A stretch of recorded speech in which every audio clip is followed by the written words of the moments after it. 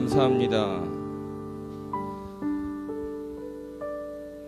우리의 삶을 통하여서 주님을 드러나게 하여 주시고, 우리의 입술의 고백을 통하여서 하나님을 영광받게 하여 주시고, 또한 우리 매일매일 삶을 통하여서 주님의 이름이 드러날 수 있도록 우리를 붙들어 주시옵소서. 저희가 부르는 늘 그 찬양의 가사처럼 정말 그 좋으신 하나님을 우리의 삶으로 드러내게 하여 주시옵소서. 거룩하신 예수님의 이름으로 감사하며 기도했습니다. 아멘. 말씀 보겠습니다. 로마서 11장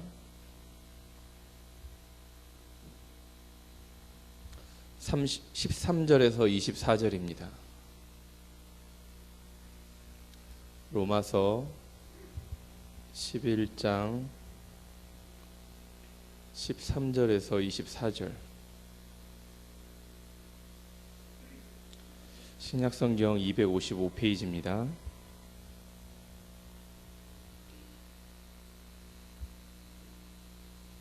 한 절씩 교독하겠습니다. 내가 이방인인 너희에게 말하노라. 내가 이방인의 사도인 만큼 내 직분을 영광스럽게 여기노니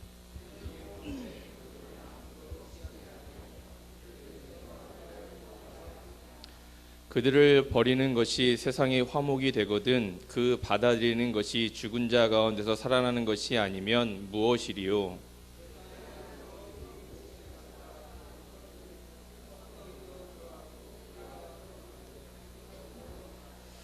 또 한 가지 얼마가 꺾이었는데 돌 감람나무인 내가 그들 중에 접붙임이 되어 참 감람나무 뿌리의 진액을 함께 받는 자가 되었은즉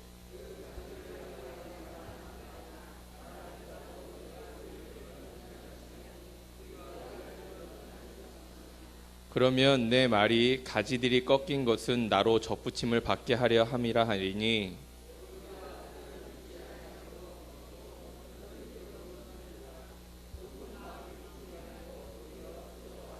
하나님이 원 가지들도 아끼지 아니하셨은즉 너도 아끼지 아니하시리라.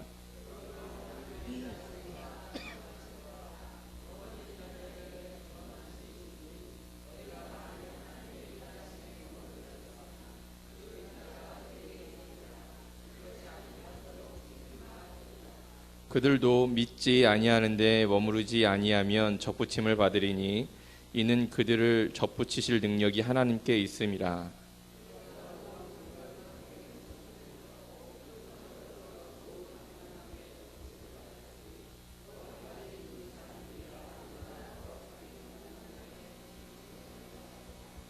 아멘.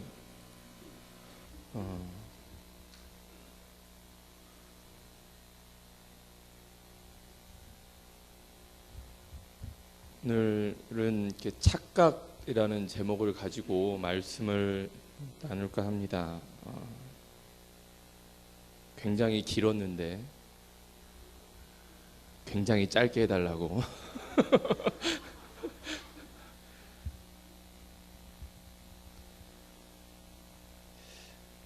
유명한 무신들이 나오시면 짧게 해야 되는 거예요. 그죠?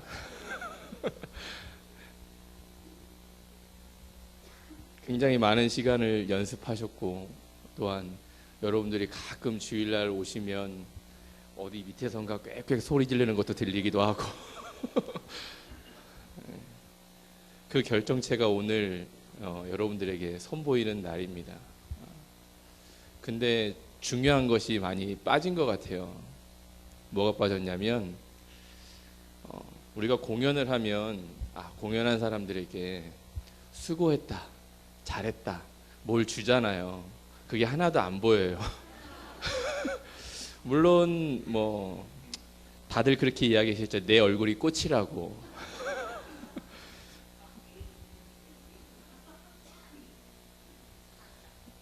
예, 맞아요. 착각이죠.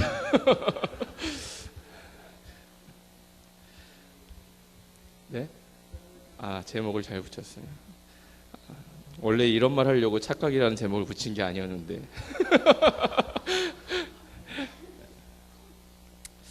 바울은 로마서 9장부터 11장을 통하여서 이스라엘 백성들의 구원에 대해서 이야기를 합니다. 또 우리는 구원에 대해서 이야기를 할 때 항상 되물어보죠. 과연 구원 받으셨습니까? 그렇죠? 나는 구원을 받았는가? 나는 구원의 확증이 있는가? 라고 항상 되묻게 되어집니다. 물으면 물을수록 이 구원에 대한 문제는 확증이 정말 나는 구원 받은 백성이야 라고 확신을 하는 사람이 있는 반면에 물으면 물을수록 물음표가 붙는 사람들이 있다는 것이죠. 이스라엘 백성 가운데서도 이스라엘 백성들의 삶 가운데서 구원의 문제에 대한 것들은 누가 쉽게 이야기할 수 있는 간단한 문제가 아니었습니다. 이스라엘 백성들은 스스로 늘 이렇게 생각했죠. 자신들은 선택받은 백성이고 그래서 자신들은 그 하나님의 선민으로서의 삶을 살아가고 있다라고 늘 이야기합니다. 근데 그들의 삶을 들여다보면 결코 선민으로서 하나님의 백성으로서 구원받은 백성의 삶을 잘 살아내지 못하는 경우들을 우리가 많이 볼 수 있죠.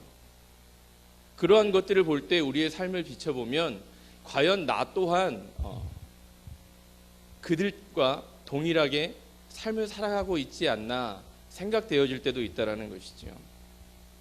신명기 7장 6절에서 7절 말씀을 이렇게 이야기합니다. 너는 여호와 내 하나님의 성민이라. 내 하나님 여호와께서 지상 만민 중에서 너를 자기 기업의 백성으로 택하셨나니 여호와께서 너희를 기뻐하시고 너희를 택하심은 너희가 다른 민족보다 수요가 많기 때문이 아니라 너희는 오히려 모든 민족 중에 가장 적으니라 라고 이야기합니다. 이 이야기를 한마디로 한다면 모든 민족 중에 가장 적었기 때문에 너희를 택했다라고 이야기할 수도 있거든요. 그 주변에 당시에 강성한 그러한 나라들이 있었죠. 또한 문화가 발달한 나라들도 있었죠. 그럼에도 불구하고 보잘것없는 이스라엘 백성을 택하신 것은 하나님의 목적이 있었다라는 것이죠. 어떠한 택함에 있어서 조건이나 탁월함이나 또한 우수성이나 지금 이야기하는 많은 스펙을 따지고 택한 것이 아니라 어떠한 자격이 있어서 택한 것이 아니라 하나님께서 택하신 것은 뭐예요? 오히려 모든 민족 중에 가장 작았기 때문에 너희는 보잘것없었기 때문에 택했다라고 이야기하고 있다는 것이죠. 이것은 무엇을 이야기하냐면 우리가 택함을 받는 것은요, 우리가 구원을 받는 것은요, 뭐예요? 전적으로 나에게 있는 것이 아니라 하나님께 택함을 하는 자에게 있다라는 것이거든요. 그런데 이것을 우리는 때로는 착각할 때가 많이 있어요. 우리가 어떠한 일을 함에 있어서 진행함에 있어서 분명히 기도하면서 나아가죠. 그렇죠?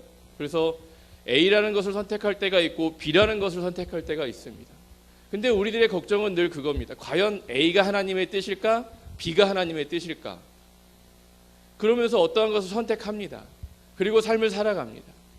근데 그것이 잘 되면 뭐라고 이야기하죠? 내가 열심히 노력해서. 우리가 기도한 것은 온데간데 없어져요. 우리가 하나님께 의탁한 것은 온데간데 없어집니다. 내가 열심히 했기 때문에, 내가 잠자지 않고 시간을 쪼개서 열심히 무엇을 했기 때문에 이것이 성공했다라고 이야기하는 그리스도인들이 많이 있다라는 것이죠. 근데 반대로 B라는 것을 선택했습니다. B라는 것을 선택했는데 일이 잘 안 돼요. 그러면 우리는 누굴 찾아요? 하나님을 찾아요. 하나님, 내가 이걸 하기 전에, 선택하기 전에 기도하지 않았습니까? 왜 이것이 실패로 돌아갑니까? 라고 우리는 누구에게 원망합니까? 하나님에게 원망해요. 모든 공을 누구에게 돌려요? 모든 잘못된 그것들을 하나님께 돌려요. 잘 되면 내 탓, 못 되면 하나님 탓. 그러면서 하나님 왜 내 기도는 들어주시지 않습니까? 라고 원망할 때가 많이 있다는 것이죠.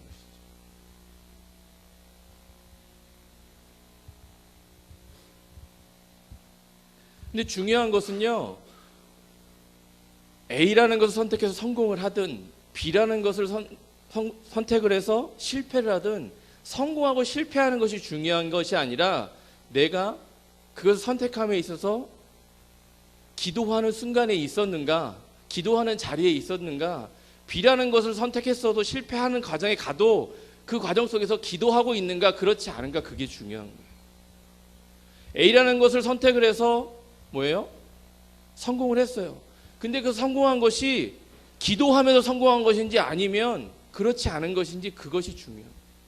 기도의 자리에 있느냐 없느냐, 그게 중요한 것이고. 근데 우리의 삶의 모든 것은요, 기준은요, 눈에 보이는 것을 이야기한다는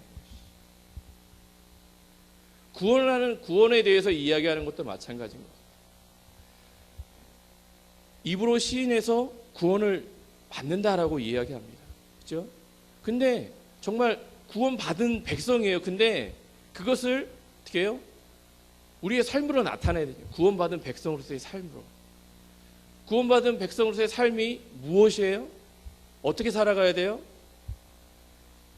내 마음대로, 내 뜻대로, 내 생각대로 살아가는 것이 아니라 늘 하나님 앞에서 왜 오늘 말씀처럼 접붙임을 받은 그 안에서 살아가야 되는 것이거든요.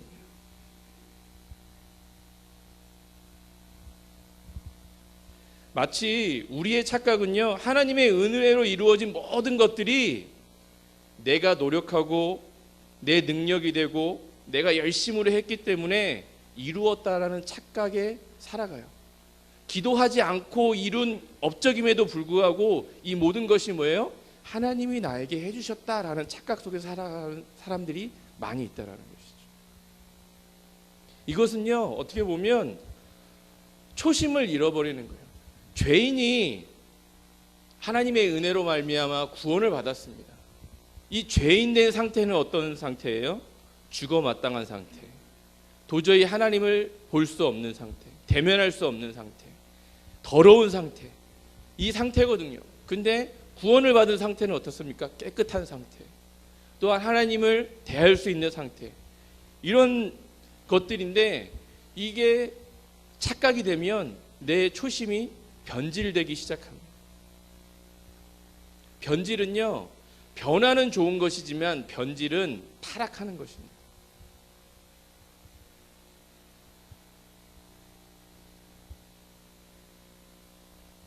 우리가 처음에 예수님을 믿을 때 그 초심이 어땠는지 우리는 한번 생각해 볼 필요가 있습니다.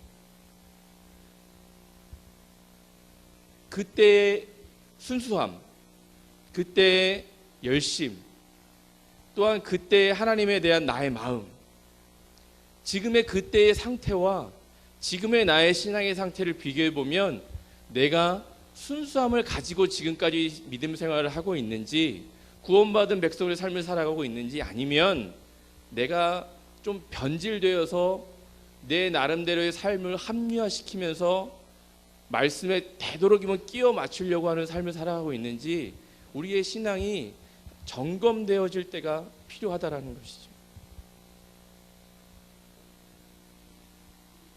에베소 교회는요, 바울을 통해 세워지고 그의 애제자 디모데가 목회하면서 영적으로 학문적으로 아주 탁월한 교회였습니다. 근데 하지만 시간이 지나면서 하나님께서 그 에베소 교회에게 책망과 경고를 하시죠. 요한계시록 2장 3절에서 5절에 보면 이렇게 나와 있습니다. 또 내가 참고 내 이름을 위하여 견디고 게으르지 아니한 것을 아노라. 그러나 너를 책망할 것이 있나니 너의 처음 사랑을 버렸느니라. 그러므로 어디서 떨어졌는지를 생각하고 회개하여 처음 행위를 가지라. 만일 그리하지 아니하고 회개하지 아니하면 내가 내게 가서 내 촛대를 그 자리에서 옮기리라. 하나님이 너희들이 초심을 회복하지 아니하면, 회개하지 아니하면, 지금 변질된 상태를 복구하지 아니하면 어떻게 하신다고요? 촛대를 옮겨 내가 너희를 떠나겠다라고 말씀하시거든요. 너희와 함께하지 않겠다라고 이야기하고 있습니다. 여러분, 군사학에 보면 이런 말이 있어요. 수성은 공성보다 10배 더 어렵다라고 이야기합니다. 10배 이상의 전력이 필요해요. 그만큼 꼭대기에 올라가서 그것을 지키는 것이 어떻게 해요? 올라가는 것보다 10배 이상 어렵다라고 이야기하고 있다는 것이죠. 여러분, 구원받는 것이 어려운 것이 아니라 구원받은 삶의 그 상태를 유지하는 게 어려운 거예요.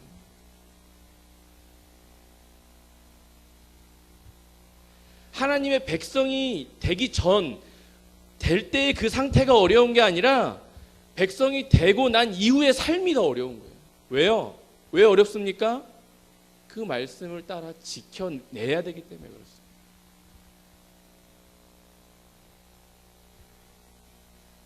하나님의 대속을 통해 구원해주기 전 우리 인생은 구제불능이고 죄인이고 하나님의 원수된 자리에 있었지만 그 십자가의 사랑을 통하여서 우리가 구원을 받았잖아요. 그 구원받은 백성의 삶을 살아내는 게 훨씬 더 어려워요. 여러분, 이제 중창단이 찬양을 오늘 여러분들에게 선보이잖아요. 그러면요, 이분들이 처음에 공연할 때는 저 정도는 그래 괜찮아. 근데 2회째 공연되면 어떻게 했습니까? 기대감이 커지거든요. 어떻게 커져요? 조금 더 했으니까 더 나아지겠지. 부담감이 커지는 거예요. 왜요? 똑같으면 말이 나올 게 그만해 이제. 그러면 안 되는 거잖아요. 시간이 지나면 지날수록 나아져야 되거든요. 우리의 구원받은 백성의 삶도 마찬가지입니다. 똑같은 것이 아니라 그 삶이 시간이 지나면 지날수록 나아져야 되는 거예요. 여러분, 우리의 자녀들을 양육할 때 늘 똑같이 있어요. 그러면 어떻겠습니까? 내가 뭘 못 먹었나, 못 해줬나, 내가 뭘 덜 이렇게 베풀어줬나 자꾸 생각하게 되잖아요. 근데 잘 커가요. 그러면 어떻게 해요? 변화되어져 가요. 그러면 자연적으로 그 내가 삶을 잘 도와주고 있구나 생각하게 된다는 것이죠.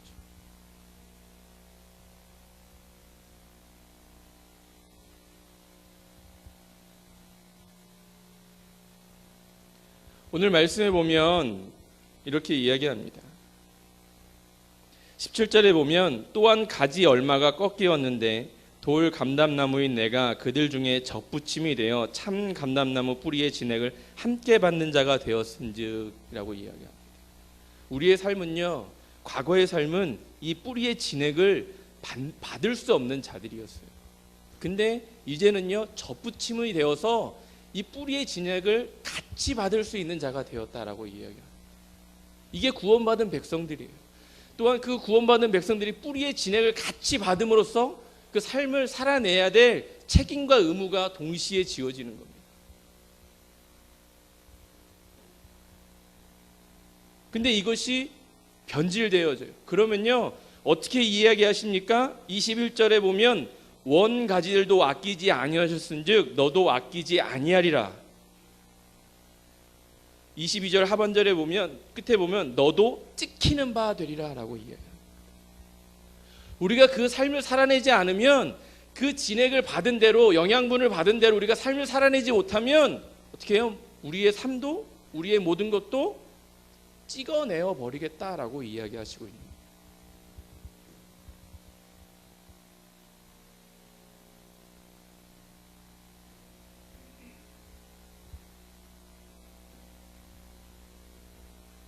여러분, 이것은 우리의 믿음을 이야기하는 데 있어서, 구원을 생각하는 데 있어서 한 번쯤은 고민해 보아야 될 문제인 것 같습니다.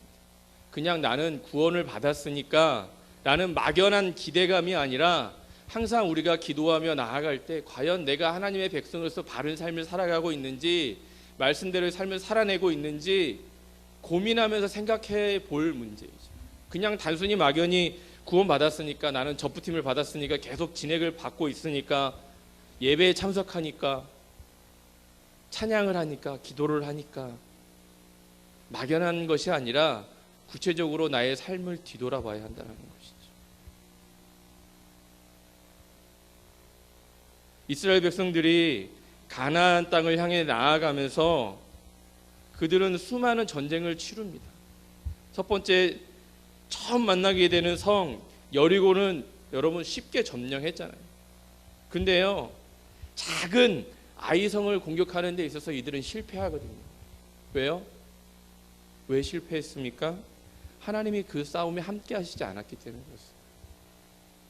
왜 함께 하시지 않았습니까?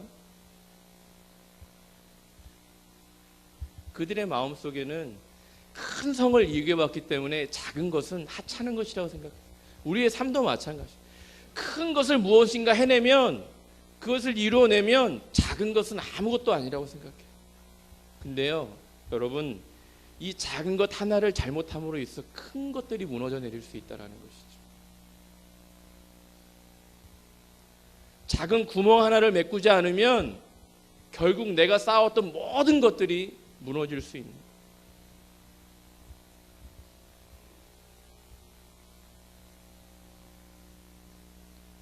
그러한 실패를 맛본 이스라엘 백성들에게 그 실패를 맛본 후 여호수아가 하나님 앞에 나가서 부르짖잖아요. 왜 실패했냐고, 왜 이런 일이 이렇게 일어났냐고. 하나님이 여호수아에게 이야기하시는 것은 하나의 성결케 해요. 뭐예요? 초심을 회복해요. 나의 애 안에 붙어 있어.